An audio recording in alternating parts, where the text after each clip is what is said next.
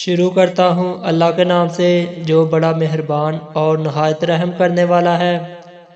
حضرت ابو درداء رضی اللہ عنہ سے روایت ہے کہ میرے خلیل و محبوب صلی اللہ علیہ وسلم نے وصیت فرمائی ہے کہ اللہ کے ساتھ کبھی بھی کسی چیز کو شریک نہ کرنا، اگرچہ تمہارے ٹکڑے کر دیے جائیں اور تمہیں آگ میں بھون دیا جائے، اور خبردار کبھی جان بوجھ کر نماز نہ چھوڑنا، کیونکہ جس نے قصدن نماز چھوڑ دی تو اس کے بارے میں وہ ذمہ داری ختم ہو گئی جو اللہ کی طرف سے اس کے وفادار اور صاحب ایمان بندوں کے لیے ہے، اور خبردار شراب کبھی نہ پینا، کیونکہ وہ ہر برائی کی کنجی ہے۔ حضرت ابو ہریرہ رضی اللہ عنہ نبی کریم صلی اللہ علیہ وسلم سے روایت کرتے ہیں کہ آپ صلی اللہ علیہ وسلم نے فرمایا کہ 7 آدمی ایسے ہیں جن پر اللہ تعالیٰ اپنی رحمت کا سایہ ڈالتا ہے، ان میں سے ایک شخص وہ ہے جو اللہ تعالیٰ کا ذکر کرے تو اس کی آنکھوں سے آنسو جاری ہو جائیں۔ حضور اکرم صلی اللہ علیہ وسلم نے فرمایا، جب تم میں سے کوئی جوتا پہنے تو داہنے پاؤں سے شروع کرے اور جب نکالے تو بائیں سے شروع کرے۔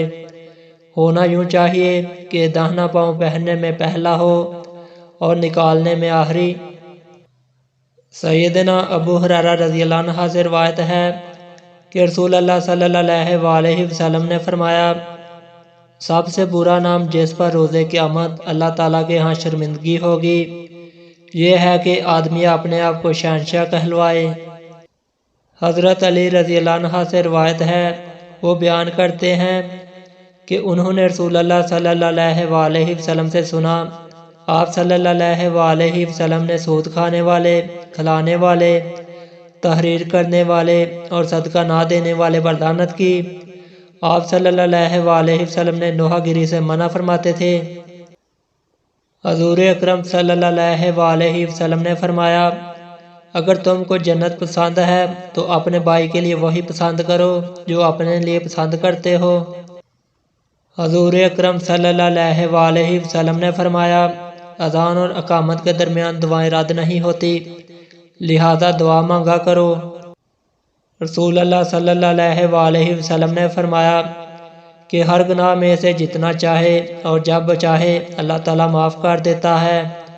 لیکن ماں باپ کی نافرمانی کے گناہ کا مواضع دنیا ہی سے شروع ہو جاتا ہے، اسے معاف نہیں کیا جاتا۔ حضرت انس رضی اللہ عنہ روایت کرتے ہیں کہ ایک دن نبی کریم صلی اللہ علیہ وسلم حضرت ابوبکر رضی اللہ عنہ، حضرت عمر رضی اللہ عنہ اور حضرت عثمان رضی اللہ عنہ کے ساتھ مدینہ کے مشہور پہاڑ احد پر چڑھے تو وہ خوشی کے مارے ہلنے لگا، تو حضرت محمد صلی اللہ علیہ وسلم نے اپنا پیر اس پر مارا اور فرمایا، ارے احد تھم جا، تیرے اوپر ایک نبی ہے، ایک صدیق ہے، 2 شہید ہیں۔ حضور صلی اللہ علیہ وسلم کا ارشاد ہے کہ میرے رب نے مجھ پر یہ پیش کیا کہ میرے لیے مکہ کے پہاڑوں کو سونے کا بنا دیا جائے۔ میں نے عرض کیا، اے اللہ، مجھے تو یہ پسند ہے کہ ایک دن پیٹ بھر کر کھاؤں تو دوسرے دن بھوکا رہوں، تاکہ جب بھوکا رہوں وہ تیری طرف زاری کروں اور تجھے یاد کروں، اور جب پیٹ بھر کر کھاؤں تو تیرا شکر ادا کروں اور تیری تعریف کروں۔ حضرت ابو ہریرہ رضی اللہ عنہ روایت کرتے ہیں کہ رسول اللہ صلی اللہ علیہ وسلم نے فرمایا کہ جمعے کے دن میں ایک گھڑی ایسی ہوتی ہے کہ اگر کسی مسلمان بندے کو حسن اتفاق سے خاص اس گھڑی میں خیر اور بلائی کی کوئی چیز اللہ تعالیٰ سے مانگنے کی توفیق مل جائے تو اللہ تعالیٰ اس کو وہ چیز عطا فرما دیتا ہے۔ سیدنا انس رضی اللہ عنہ سے روایت ہے کہ نبی کریم صلی اللہ علیہ وسلم نے ایک بوڑھے آدمی کو دیکھا